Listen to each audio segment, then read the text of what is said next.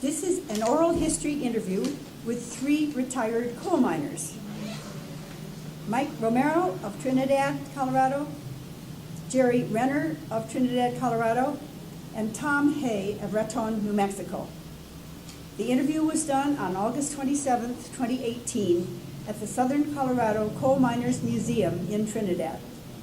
It is part of a project to document, preserve, and share the experiences of people living in Trinidad and Las Animas County in the past, organized by the Southern Colorado Coal Miners Museum and the Latino History Project based at the University of Colorado, Boulder.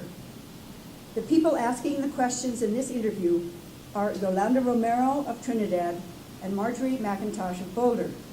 The videographer is Tori Taran, a recent graduate of CU Boulder. Yolanda will start with some questions. Good morning, gentlemen. Good morning. My first question to you all is where and when were you born? We'll start with you, Jerry. I was born in Sydney, Nebraska, February 28, 1950. Mike? I was born in Trinidad, Colorado, 1946. Tommy? I was born in Denver, Colorado in 1941.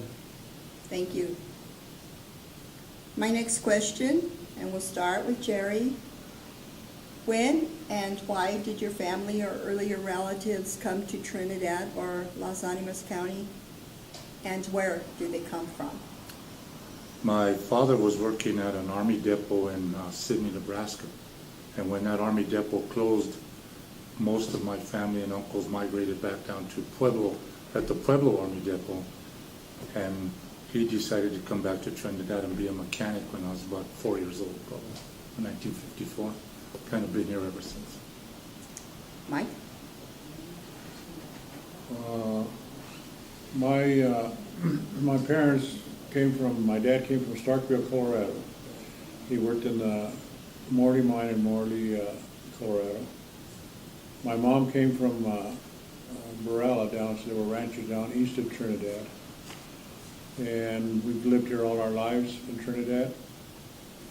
Myself and 7 brothers and 5 sisters. Thank you. Tommy? Okay, I've been living in Raton all my life. I was born in Denver because my dad they was working only 1 or 2 days a week, so we went to Denver. So that's why I was born in Denver instead of Raton. And I had my uncles that worked in the mine, and my dad worked in the mine, but my dad didn't have too much time. He only had about 7 years. Sea on the tipple and 4 underground or vice versa. And my other uncle had about 50 years, real close to 50. He went into the First World War when he was 17. And he come back and he retired from the coal mines. And then my other uncle had about, he didn't know for sure, but he had 30-some years. And then my other uncle got killed in a mine explosion. And he went to the Second World War, and the Pentagon, the super called the Pentagon and said, I need this man bad, because we only got 2 electricians, and I've got 3 mines to take care of. So they gave him a deferment, and he come back, and it was 15 days before his 43rd birthday. They had a mine explosion and got killed.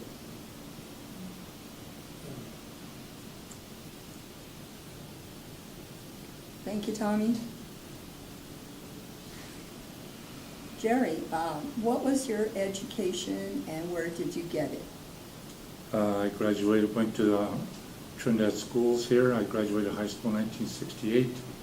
Got a degree in welding from Trinidad State and a AAS degree in diesel mechanics from Southern Colorado State College, University of Southern Colorado now. But it was Southern Colorado State College. Thank you. Mike? All my education was here in Trinidad, from a Catholic school to a public school, and from there I went into the coal mines. Tommy? I graduated from Raton High School. Okay, About it. okay, that's fine, thank you. Okay, I'd like to ask you some questions about your work. We can start with Jerry again. You want to send the mic along? So first of all, how old were you when you started working? What kind of job did you do when you first started working? And then when did you start working in the mines? I was 25 years old in April 1975. I went into the mine, and for the first year, I think all coal miners were general inside labor. For the first year, you're not supposed to be a mechanic or electrician or drive equipment. So my first job in the mine was just go do this and go do that. I was just whatever job they wanted me to do for the first year. Okay.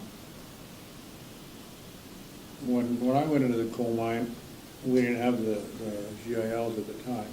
I went directly into being a roof holder. You trained with I was a wrench man. You worked with two roof holders. You got to wrench both ends of the roof to support the roof, and that was my first job in the mine. But through the years of mining, we do every job underground. Okay, we'll come back to that in a minute. Just want to see how it was when you were first starting off. I did 2 different jobs because we could bid on different jobs and different shifts. And I didn't like the graveyard. I didn't really care for the swing shift, day shift. But I liked the swing shift was the best for me. It suited me the best. And I run a shuttle car, and that was hauling the coal. And then I roof boulder, and then a laborer, running the scoops and things of that nature. Okay, thank you. So now let's turn to a little later. So Jerry, again, we'll start with you. In the first, say, 10 or 15 years when you were in the mines, what kind of work did you do, and how were things organized then? Was there any kind of like mechanized equipment at that time? Because I'm going to come back in just a minute and ask you how things changed then before you finished mining. So looking back at that earlier period, what were you doing, and what was the setting of work then? After I was able to bid on another job because I had a degree in welding, I got a job as an underground welder on graveyard. And we were not producing coal on that shift at that time. So anything that was broke down, I would either help a mechanic or I would weld. But I was on graveyard, and that shift was, I was always tired, just couldn't sleep. So as soon as I had a chance to go back on day shift, I signed into a place called the Long Wall. And things were already mechanized by the time I started in 1975. Everything was electric. There was very little shoveling by hand except to clean. But no, I got in at a good time where all the really, really heavy lifting, hard labor, shoveling, that just wasn't part of what I was doing. Those early coal miners, boy, they lived with that pick and shovel, but I didn't. I got in on a pretty good time in 1975. My job, I worked on the afternoon shift. I started as a roof bolder, and that was in the early 70s.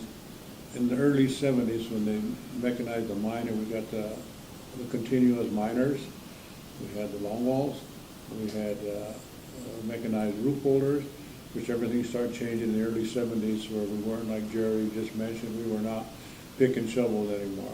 Some in the belt entry, but most of the mining of the coal was done by the continuous mining machines. I started in 1969, and I stayed there. I had 22 and a quarter years after times of getting laid off, and I'd always go back, and which I was glad to have went back because we got the health card, and the mine pension, and I've had a lot of medical problems down the line, and thank gosh for the union, UMWA, and had awful good benefits, you know, from mostly for our health cards. And so I wouldn't be around anymore if it hadn't been for them. So I'm very thankful for them. So I'd like to ask you now, you can leave the mic there. I'd like to ask you just to talk a little bit about what it was like working in the mines when you were down there. Are there things that people who aren't used to the mines wouldn't know about? For instance, you taught Mike about the long wall. Maybe you could tell us a little about the long wall. But let's let Tom, Go ahead, Tom. Tom start. What was it like being down in the mines then when you started working? Well, okay, long wall, you gotta take and make entries. And then you have a big block, and it depends what you call the chalks. And they're big jacks. And we put them all in a row. There was about, we had around 90 to 100 of those chalks. They're huge. They weigh as much as a car does. And they would, you have a shearer that comes and cuts the coal, and it would go from one end to the other end, and it had what was like a belt, but it wasn't a belt, it was a steel, and it had a big chain and had steels going across it to push the coal, and it would go back and forth like this and cut the face of the coal, and then the shocks would protect you, and then you'd move them forward and push the panel line, which you had a panel line, and it went into a belt, and the belt took it on up to the entrance into the chute, you know, and then they loaded it with the trains and that. They went through the wash plant and then through the train, and so that was pretty much about what the long wall was. But you had the protection of those shields is what protected you. Did you, when you were down in the mine, did you think of it was as dangerous? Were you aware that you were in a setting that could be dangerous, or did it not really hit you much that way? Well, you have jobs that are all dangerous. I mean, you can even work in an office, and you could have electricity, a short or something, get killed, or a lot of different things. But there's been noted that We could just wait if you want. there was other jobs that were, they had them, you know, based, which was the most unsafe. And it used to be farming instead of coal mining. Because a man would be on a tractor or something, and he'd get injured, and there was nobody around to help him. And then the fishing was second, and I think mining was the third. But on those ships and stuff, they had to pick up these big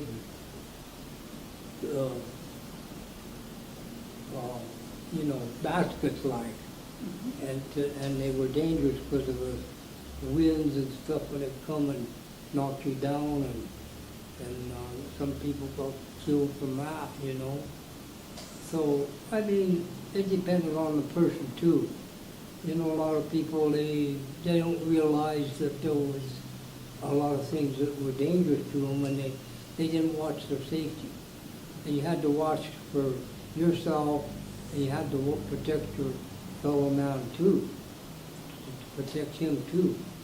You know, because you have machinery and stuff, and in the olden days, they had picks and shovels, and then they got the machinery, and you had to be real careful with the machinery. So, Thank you.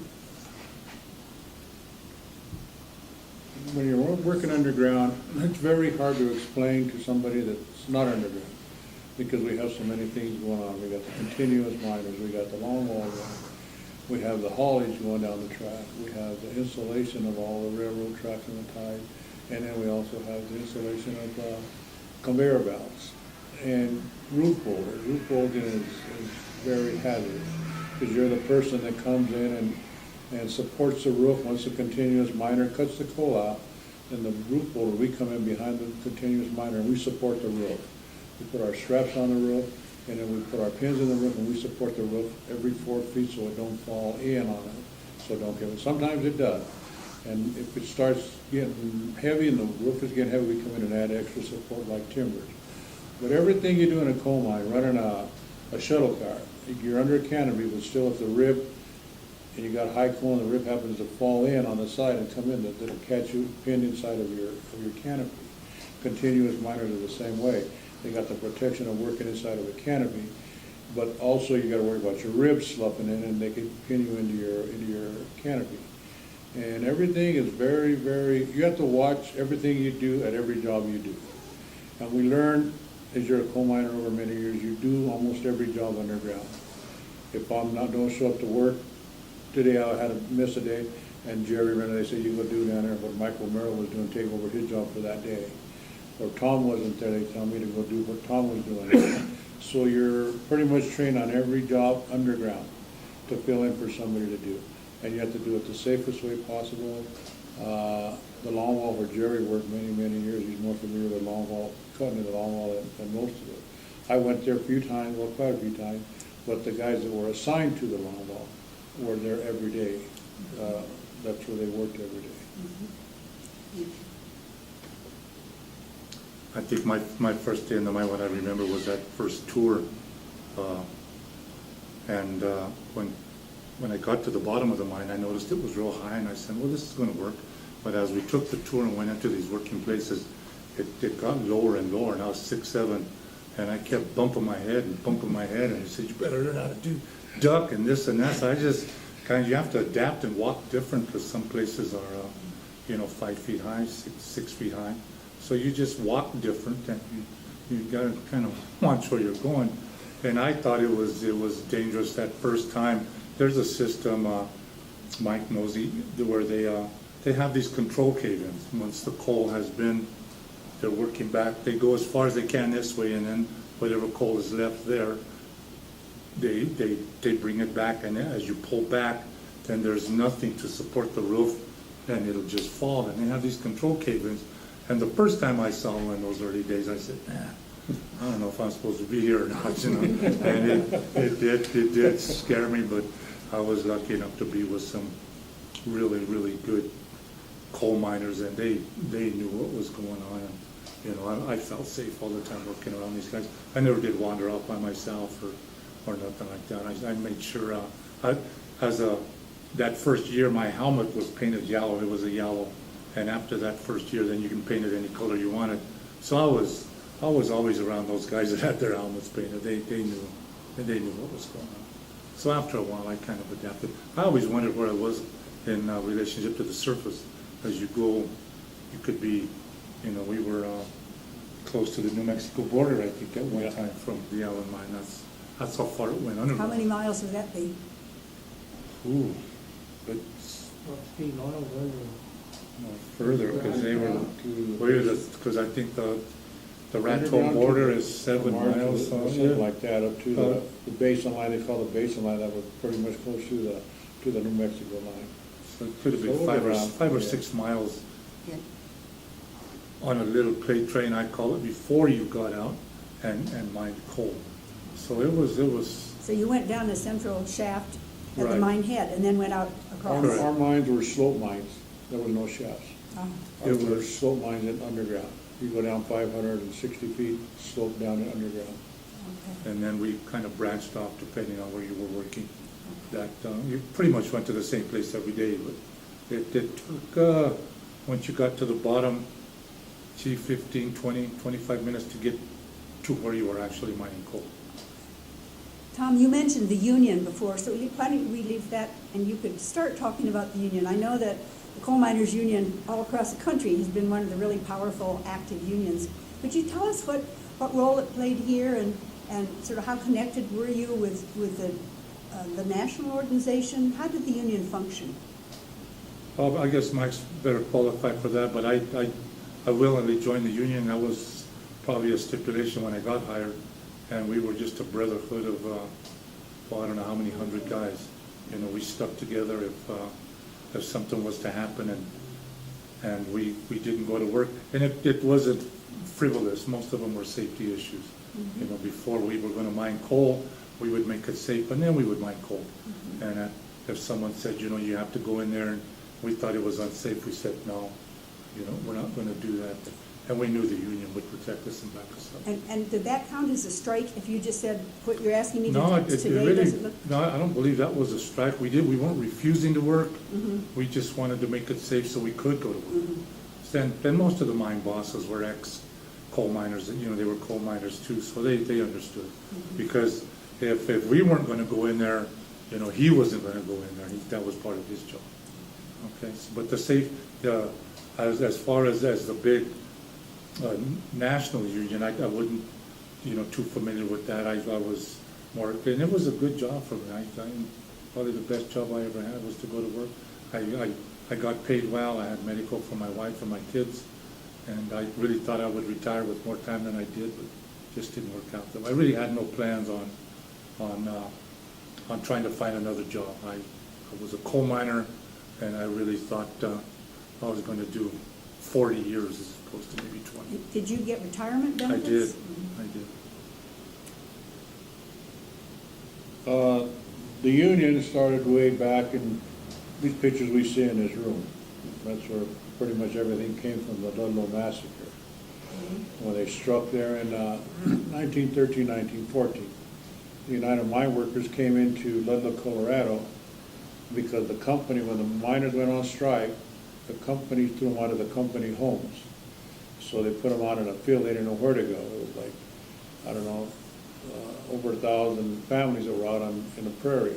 So the United Mine Workers of America came into town, and they brought 1,600 tents for the striking miners and their families and their kids. And there's where they set up in Ludlow, Colorado. And that's where the union started coming into play. And then back in, I believe, in 1938, when I think they started getting their first bargaining rights to elect if they wanted to belong to a union or not. And most companies and most miners in this county chose to become members of the United Mine Workers of America. And that's how far back the union started. I did work I've been a union rep since 1975. I started out in the mines as a safety rep for the United Mine Workers, the miners, our mines. And then I went on to become president of my local. And I've been there all these years except for 4 years that I went to work for the International Union. As a board member for the International Union, I worked for the United Mine Workers for 4 years. And that consisted of working and representing miners in 6 states. I worked in North Dakota down into Gallup and Window Rock, Arizona. That was my area to represent coal miners. Underground and surface miners. It wasn't just the underground, it was just surface. And you come here to represent them. You're representing, negotiating a contract, you're negotiating a wildcat strike. And that's what Jerry was saying earlier. When you go and you pull yourself away from an unsafe place, that's called a wildcat strike. And they weren't illegal. You withdraw yourself, you come in and you fix the area up before you go back in their mine. But most times the company would say you're going to work in that area anyway if it's bad, and we said we're not going to work this, we'll retrieve and we'll leave the mine site. First we'll leave the section, and if they don't want to correct it, then we will leave the mine. And when that happens to one crew, most of the miners will follow out and build, and it's called a wildcat strike. They take us to court, try to get an injunction against it. And but it's for the safety of the miners, and I'm not gonna give up anybody smashing a finger or dying under that bad rule. That's not gonna happen when I'm representative of the mine workers. So it's called a wildcat. The company called it a wildcat strike. We would retreat from the mine and not work it until we come in and made it safe. Then we would go back to work. But that's where the union comes into play, and the union is one of the greatest organizations we've had. As far as I'm concerned, worked for United Mine Worker for many years.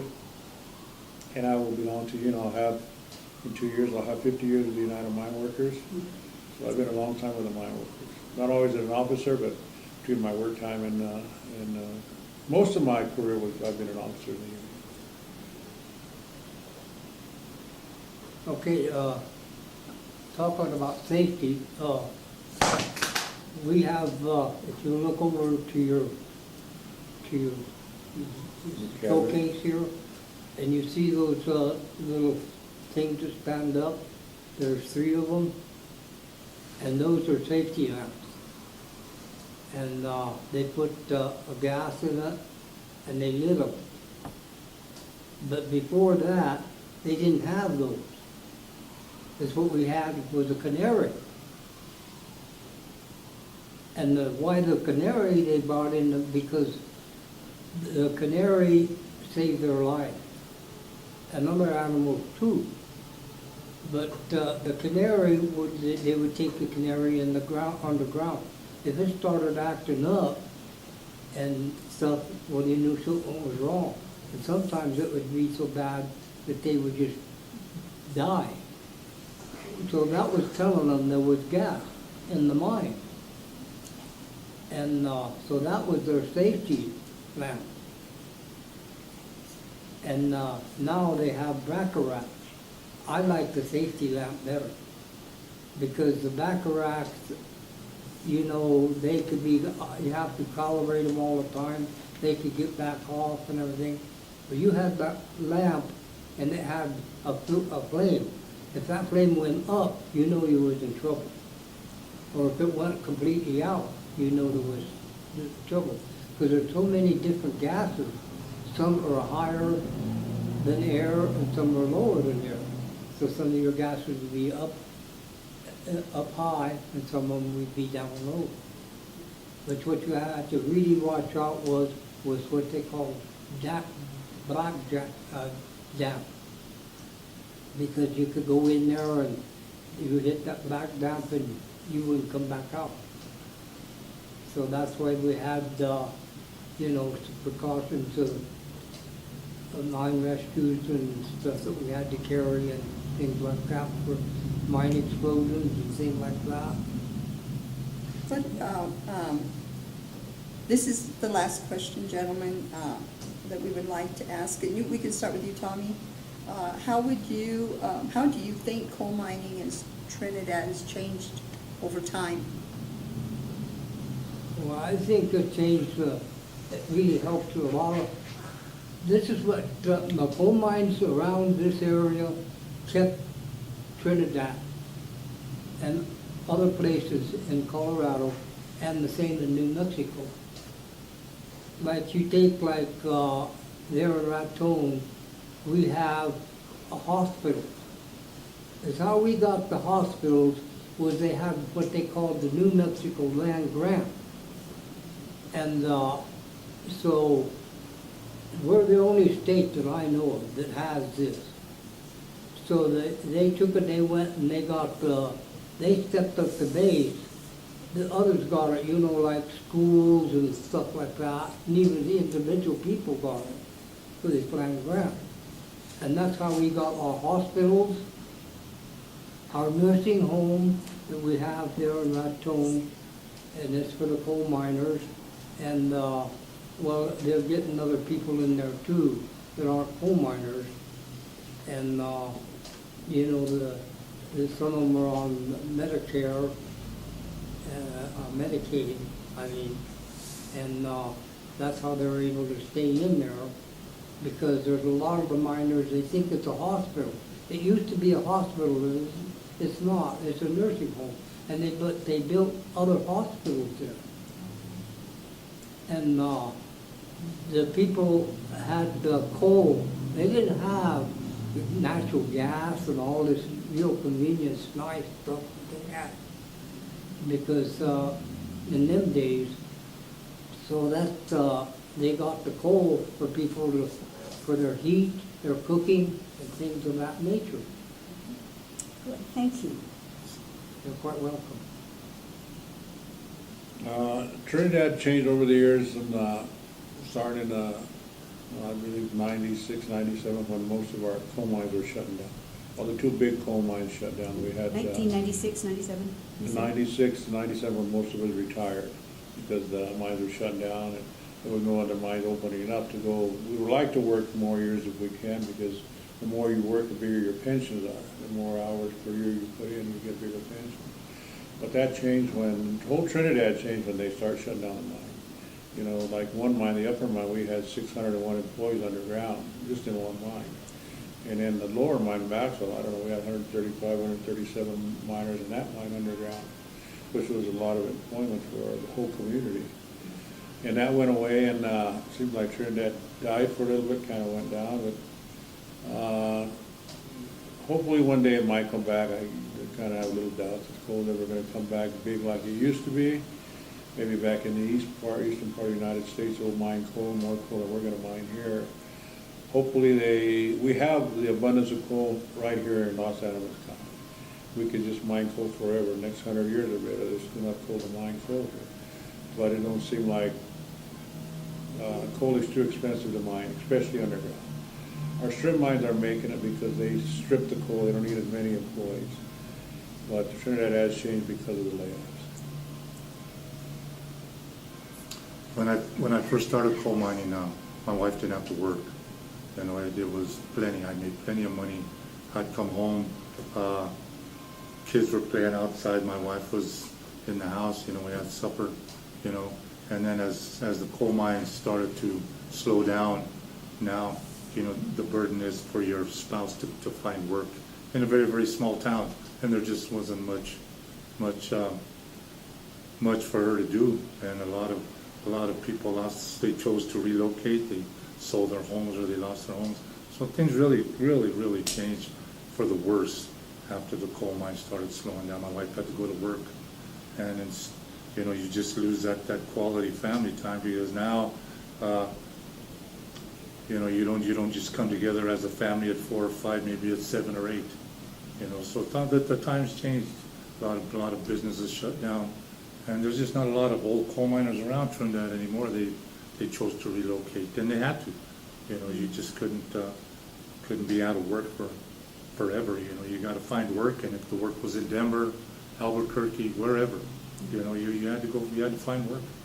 So as the coal mines shut down, they didn't do Trinidad any good at all. Didn't do me any good either. Yeah. Because that's the one job that I really thought I could do. You know, well into my 60s. I thought it didn't work out that way. Thank you, gentlemen. Thank you so much for all that you've done and how you've helped our communities and what you still do. I mean, you're still involved, and Tommy, you're still involved at your age as well, and we deeply appreciate all that you've done and the fact that you still do, and you're involved in the Coal Miners Museum, and Tommy, you in your community, and so thank you for everything. Thank you. Thanks. Thank you.